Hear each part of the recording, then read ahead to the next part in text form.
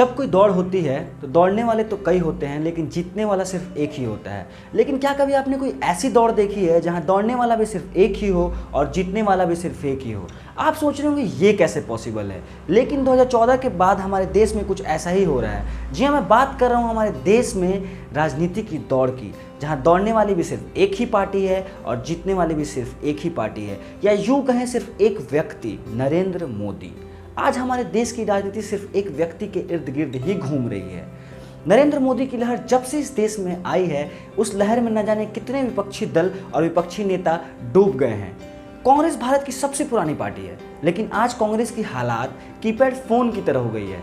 जिस तरह keypad phone market से विलुप्त हो गई है, उसी तरह कांग्रेस देश की राजनीति से विलुप्त हो रही है। और कांग्रेस सिर्फ भारत की राजनीति से नहीं, बल्कि स्टेट पॉलिटिक्स से भी गायब हो रही है। और उसका ताज़ा उदाहरण है उत्तर प्रदेश और पंजाब के इलेक्शंस, जहां उत्तर प्रदेश में कांग्रेस सिर्फ 2 सीट जीत पाती है, वहीं पंजाब में सिर्फ 18 सीट जीत पाती है।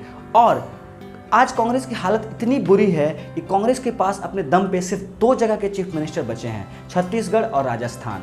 और अगर 2023 में कांग्रेस ये दोनों स्टेट्स भी हार जाती है तो नरेंद्र मोदी का कांग्रेस मुक्त भारत का सपना पूरा हो जाएगा। कांग्रेस की इस हालत को देखकर ना तो दुख होता है ना तो आश्चर्य, क्योंकि कांग्रेस की इस हालात की सबसे बड़ी वजह है नेपोटिज्म। बॉलीवुड में जितनी नेपोटिज्म नहीं है, उससे ज़्यादा कहीं कांग्रेस में है। कहने को तो कांग्रेस भारत की सबसे पुरानी पार्टी है, लेकिन आज कांग्रेस सिर्फ एक परिवार की पार्टी बन चुकी है। Congress is directly proportional to Gandhi family.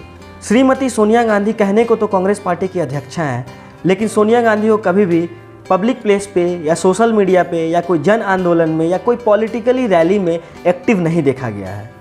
Congress की लगातार हार के बावजूद भी वो अपने पद पे बनी हुई है। 2014 के पहले बीजेपी के राष्ट्रीय अध्यक्ष राजनाथ सिंह थे, उसके बाद अमित शाह बने, उसके बाद अभी जेपी नड्डा है। और शायद बीजेपी की प्रचंड जीत की सबसे बड़ा कारण यही है, बदलाव।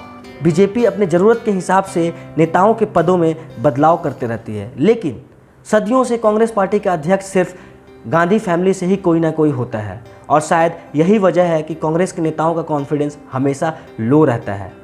सोनिया गांधी के बाद अगर प्रियंका गांधी की बात की जाए तो यूपी इलेक्शंस के पहले उन्होंने नारा दिया था, लड़की हूँ लड़ सकती हूँ। लेकिन इसके बावजूद भी प्रियंका गांधी यूपी में सिर्फ 2 सीट ही जिता पाएँ। कांग्रेस पार्टी के सपोर्टर्स प्रियंका गांधी को सिर्फ इसलिए वैल्यू देते हैं क्योंकि प्रियंका गांधी की शक्ल उनकी दादी इंदिरा गांधी से मिलती है। मगर कांग्रेस के सपोर्टर शायद यह भूल गए कि सिर्फ शक्ल का कंपैरिजन ही सब कुछ नहीं होता। अगर कांग्रेस के सपोर्टर्स या खुद प्रियंका गांधी शक्ल का कंपैरिजन ना करके इंदिरा गांधी द्वारा किए गए कार्यों से सीखती तो शायद डूबती हुई कांग्रेस को बचा सकती थी।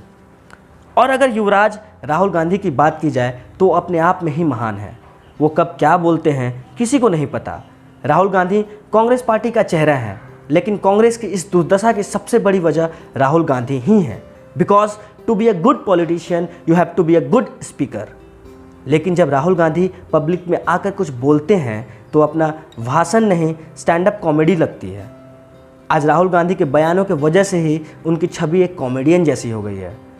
राहुल गांधी को नरेंद्र मोदी से कुछ सीखना चाहिए। अगर राहुल गांधी नरेंद्र मोदी से कुछ नहीं सीखना चाहते हैं तो कम से कम अरविंद केजरीवाल से तो सीख ही सकते हैं कि कैसे अरविंद केजरीवाल जनता के बीच जुड़कर पहले दिल्ली और फिर अब पंजाब में अपनी सरकार बना ली है। और वह दिन शायद अब दूर नहीं जब कांग्रेस की सफाई के बाद आम आदमी पार्टी भारत की मुख्य विपक्षी दल होगी। और शायद यह होना भी चाहिए, क्योंकि भारत के विकास के लिए जितनी मजबूत सरकार की ज़रूरत है, शायद उतनी मजबूत विपक्ष की भी ज़रूरत है। और इसी को तो लोकतंत्र कहते हैं। धन्यवाद।